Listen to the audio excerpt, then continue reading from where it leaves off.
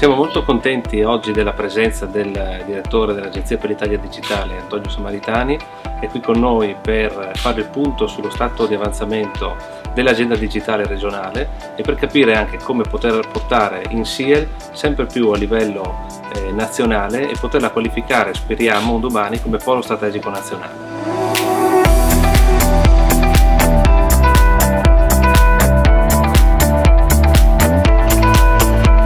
Il domani del data center INSIEL è ormai molto vicino, perché siamo alla fine di un percorso che ha richiesto molti anni di lavoro e grandi investimenti. La visita che abbiamo fatto oggi e quanto ho visto è assolutamente di grande interesse e mi sembra che ci siano tutti gli elementi di strategia, di competenza tecnica, di logica del progetto che INSIEL sta portando avanti per confermare che INSIEL non solo può partecipare ad un assessment per i poli strategici, ma che possa essere poi, una volta che avremo poi Agid avrà completato l'assessment, uno sicuramente delle realtà su cui immaginare di innestare un polo nazionale.